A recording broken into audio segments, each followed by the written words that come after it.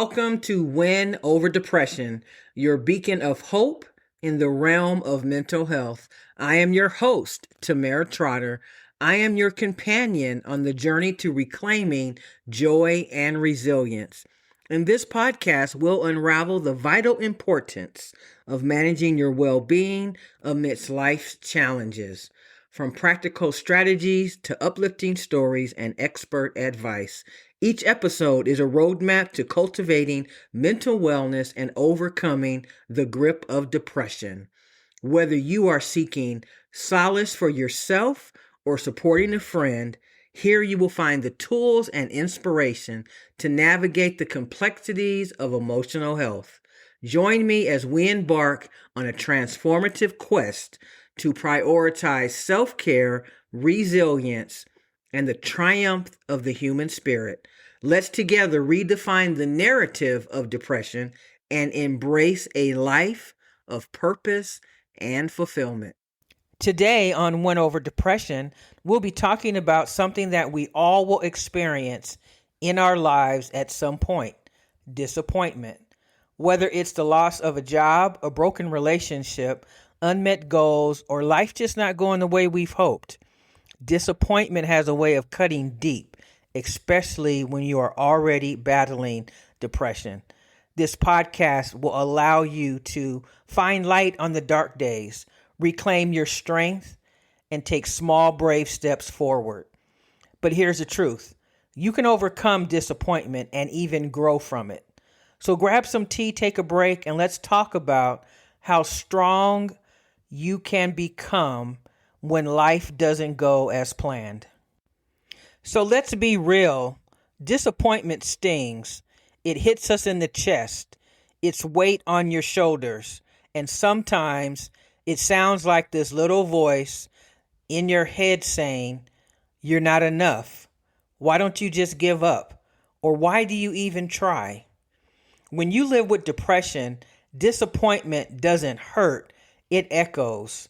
It becomes another reason to spiral, to feel stuck or give up. But let me tell you something important. Disappointment is a part of life, but defeat is not. Disappointment is a part of life, but defeat is not. Everyone, even the strongest, the happiest, the most successful, feels let down sometimes. The difference is not whether we experience it, but what we do with it. Here are the truths I want you to carry with you, especially on days when everything feels like it's falling apart. This moment doesn't define you. Just because things didn't go your way, it doesn't mean that you're a failure. A setback is an event and not an identity. The moment that you feel as if life is just passing you by, the time that you feel as if the setbacks continue to come and you feel as though you'll never get ahead, that just reminds you about how resilient you are, how far you've come, and it should catapult you into the realization that even though things aren't going your way now, it doesn't mean that it has to be a defining moment, because your effort still matters. You showed up, you cared, and you tried, and that means something. Even if the outcome wasn't what you wanted, you are building your own resilience. You are allowed to feel hurt, but you must still move forward. Being strong doesn't mean pretending that you're okay. It means honoring your feelings and then choosing little by little to keep going. Because remember, the sun will always rise in the morning. Sometimes we just have to lay down, close our eyes, and go to sleep, knowing that when we wake up, we have another chance, a brand new day to start a new beginning. So let's take some action. Not big dramatic changes, but simple steps can help you to build resilience after disappointment which is inevitable. Say it out loud or write it down. I'm disappointed because my friends let me down. Or I'm disappointed because I didn't get the promotion. So when we just acknowledge the reason for our change in feeling and thought, then we can start to grieve. Whether it's a job opportunity or a breakup, even just a bad day, it's okay to mourn what could have been. And losses deserve compassion because we will all suffer losses. You may not have control of the outcome, but you have absolute control over how you treat yourself afterward. Start with kindness, always with kindness. You are not weak for feeling like this. You are not broken because life let you down, because life will oftentimes feel as if you're always trying to catch up. You can never get ahead. But you are still worthy, still capable, and still needed, even in your lowest moments. This season will pass, and when it does, you'll look back and see just how strong you were, even when it didn't feel like it, when you were going through the fire. Every day you wake up and keep going, you are already winning. Be gentle with yourself. Be proud of your progress and always know that you are not alone. You're not alone because there are people who love you, who care about you, who think about you often, people who are absolutely in your corner. Sometimes we just need to reach out to them and say, hey, I'm not having a really great day, and I would love some company. How about going to dinner and to the movies? When we are able to express our needs to others, it helps us to feel better because no one can read our mind. No one knows what we really need at any given time and space. So we have to help them out by making suggestions. And that's simply okay. Reaching out for help is a definite sign of practicing self-care. So I want you to think a moment about your own personal self-care. What have you done in the last 3 days to practice self-care? And if you haven't done anything in the last 3 days, then my charge to you is, what will you do in the next 3 days to practice self-care? Will you simply read a book? Will you listen to your favorite music? Will you take a walk? Will you walk your dogs? But what will you do to take care of your own mental health condition? Because as I have said many times, practicing self-care is the number one way to begin to feel better. We have to be proactive in our own fight, in our own quest, in our own desire to feel better. So if you are laying in your bed right now, or you haven't gotten up for the day, or you haven't taken a shower, one thing that you can do immediately to practice self-care is to get up, go to your kitchen, get something to eat, take a shower. That is an example of practicing immediate self-care. And you will definitely feel better once you've done that. And by doing that one small thing, you will begin to build momentum and you will inevitably start feeling better. Sometimes it's just a matter of us getting up from where we are and moving to a different area in our home. So disappointments will come in life, and they will come at times when it's really very hard for us to deal with because we've already got so much on our plate. So when we know that disappointment is inevitable, it is important for us to have a plan. So what is my plan when things don't go my way? What will I do if the outcome is not what I expect?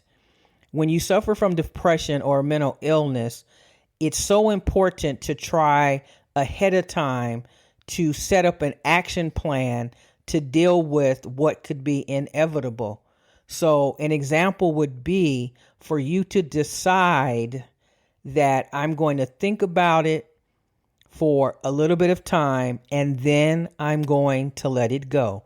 I am not going to dwell on it because I know if I do, I am at risk of suffering an episode of depression. So for my own well-being, I'm going to move forward, give it its due attention, but I am not going to allow it to consume me. I am not going to wallow in despair because that could set you back an entire week or sometimes as long as a month. We have to be aware of what our triggers are. And when we are aware of what our triggers are and we put a game plan in place, then we not only reduce our episodes of depression, but we begin to build that stamina that I'm talking about. And then when disappointments come and setbacks come, we will not be as affected because we are building our resilience. The word bounce back is often used when we talk about resilience, our ability to not let something hold us back, but be able to actually get through it. So what does that actually mean, especially when we're in the thick of the feeling and the moment? When getting out of bed feels like climbing a mountain, when life keeps throwing curveballs, and when you feel anything but strong. Resilience isn't about being tough all of the time. It's not about pretending you're okay when you're not. Resilience is about continuing to move forward, even if it's just one tiny step at a time, because one tiny step at a time is still movement. It constitutes progress. Resilience is your ability to bend without breaking, to feel the full weight of pain, disappointment, or fear, and still say, this isn't the end of my story. Because it's not about saying that I'm not affected. It's about being adaptable. It's saying, this is hard, yet I can and will learn from it. I'm hurting, but I'll still show up. This setback is terrible, but I will not allow it to define me. Here's the good news. Resilience isn't something you're born with or without. It isn't a skill. And like any skill, it can be developed, especially through practice and patience, because your mind listens to what you tell it. So if your body believes you can't handle this, but your spirit believes it, your spirit is what will guide you. And when you do that, you activate courage and you build grit. So the next time you're going through a struggle, whisper to yourself, this moment is tough, but so am I. Say it until you believe it. This is called strengthening your self-talk. You can't control how others behave, what already happened, or what the future holds, but you can control your response, your breath, your next step, and your mindset. Resilience doesn't grow in isolation. You don't have to go through everything alone. Talk to a friend, join a support group, talk to a therapist. It's okay to ask for help. Let's be honest. Building resilience is not a quick fix. It's slow. It can be frustrating. Sometimes it feels like you're going backwards. But every time you choose to stay instead of run, to try instead of giving up, to have hope instead of shutting down, you are building the muscle of resilience, one breath at a time and one day at a time. And you will eventually look back and say, I did that. I am so much stronger than I ever thought. And that will be your mantra, to know that when disappointment and things happen, that you have the stamina to get through it. Don't ever underestimate your quiet strength. The road won't be easy, but you're not walking alone. And every small choice that you make to take care of your mind, body, and heart is proof. It's proof that you are growing, you are healing, and you are becoming unshakable. And remember, even when you feel weak, even when everything feels like too much, you are stronger than you know. You are stronger than you possibly know. So I say to you, my friend, stay in the game of life, because giving up is never an option. I never want to end my podcast without first thanking you so very much for listening. You continue to be the best part of Win Over Depression. Do me a favor, won't you share this podcast episode with someone that you know suffers with a mental health condition or is trying to better understand a loved one? Remember, you can find us on TikTok at Tamara Trotter Consulting. You can also go to our website, tamaratrotterconsulting.com. Remember, we also have a Facebook group called Win Over Depression Community, and you can also find us on Pinterest at TT Mental Health Expert. Remember, you are not your mental illness, and you can overcome your circumstances when you become proactive. If you are contemplating suicide, please do not take your life. Your loved ones won't understand, and they will always wonder what they could have done differently. All you're doing is passing that pain onto your family. Go back and listen to some of my episodes. Consult with your accountability partner, but please don't take your life. I will see you next time on Win Over Depression. We drop an episode every Friday. Take care and be blessed.